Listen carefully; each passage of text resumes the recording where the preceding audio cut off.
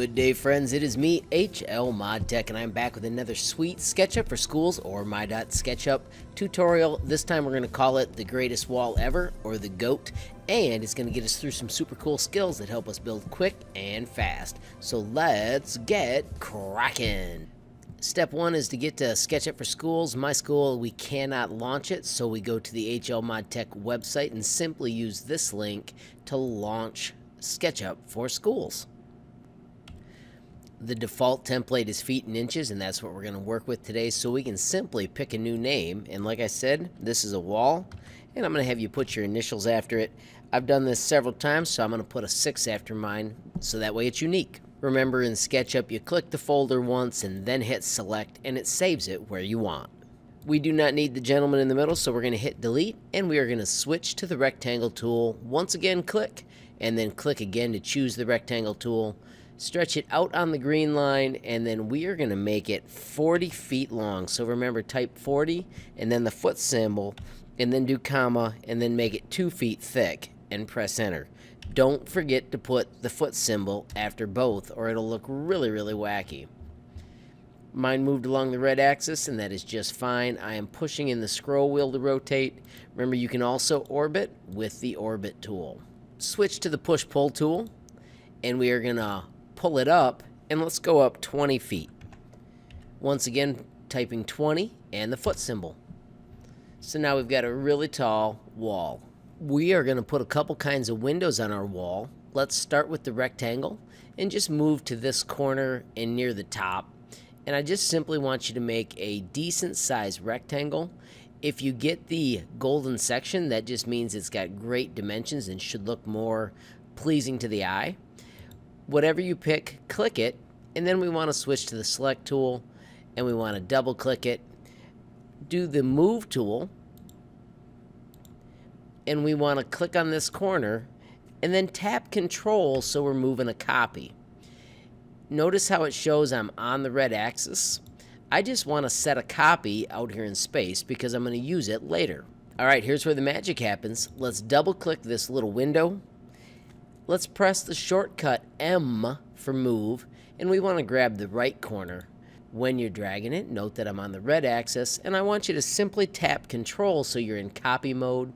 When you click to set it down, immediately hit the divided by key, and then a 3 or a 4, and press enter. And notice it spreads them out, divided exactly as they need to be on your wall. Switch to the push-pull tool, and we want to push this first one through, and then take the red arrow and touch it to the back of the project. You can do that for each of these. Notice I click the face, and then I touch it to any back corner that I can see easily. And that way it snaps right to that. You could also use the midpoint of that back edge. That's all you're doing, is tracking one spot so the system knows how far you wanted to cut it out. That is way number one, that we're going to use shapes and cut things out and also do the distribution. The second cool technique we're going to use is a component. I want you to double click so the entire shape is selected, and we want to make a component, and we're going to name this win, as in window. Now let's orbit around so we can see the back of our wall. And we are going to use the move command, which you can use the shortcut M or just click the corner, and we're going to move it right to the edge of that window. Let's do that move and copy command. So I'm going to tap control, and now I'm going to set one in that window. I'm going to hit M and control again after clicking to set one in that window.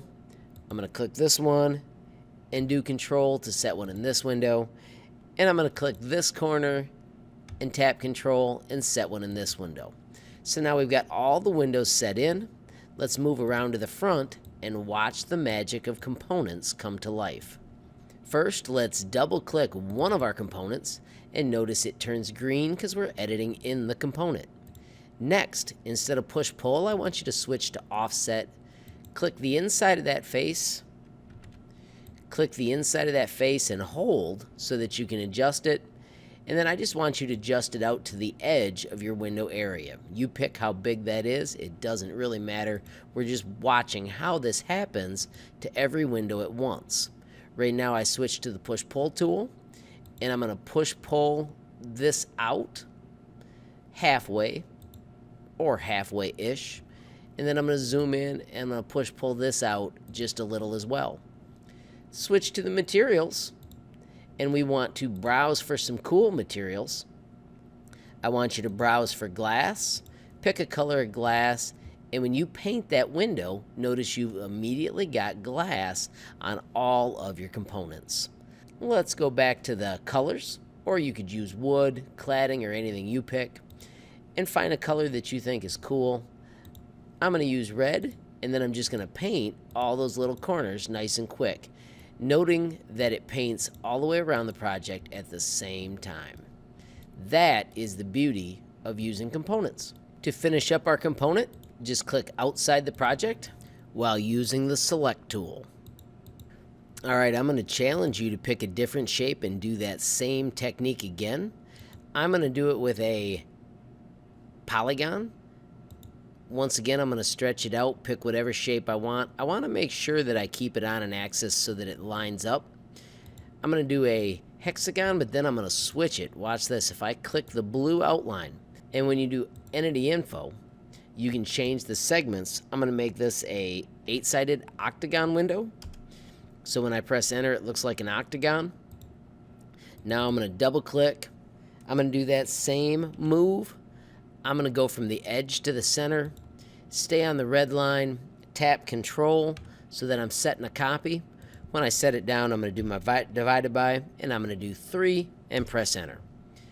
Remember, I want you to do a different shape. That's why I went from the natural to the octagon. Then we're going to click on that first shape and do the M for move again, and I'm going to set the copy off in space.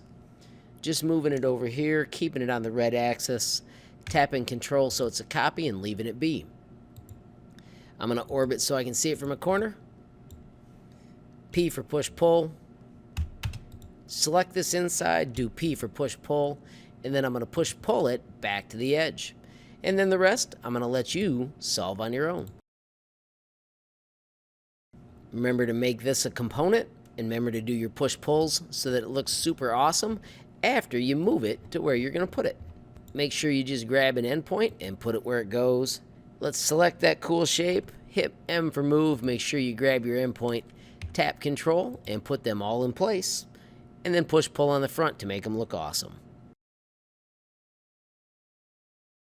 Spin around to the front. Zoom in. Double click. Do your offset. Click and drag till you're happy. P for push-pull. Pull it out just a little. Pick whatever you want. I'm going to click on the inside and push-pull it as well. And then return to your materials and paint your awesome windows and the wall. I'm going to speed up the painting of this one by doing Control A to grab all of it. Pick a funky color. And it just paints all at once.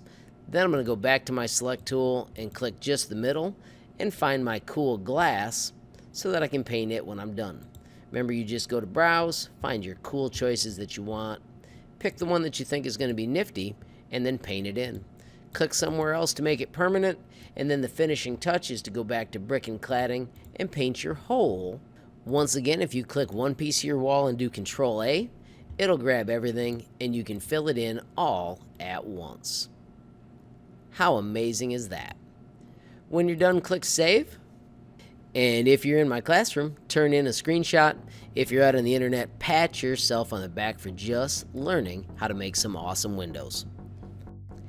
So friends, if you found this useful, please mash that like button. If you've got a question, comment, or suggestion, add it down below. If you haven't subscribed yet, what are you waiting for? Mash that subscribe button, and last but not least, hit the notification bell if you want to be the first to know when there's a brand new movie from me, HLModTech. Thanks for watching. Have a great day.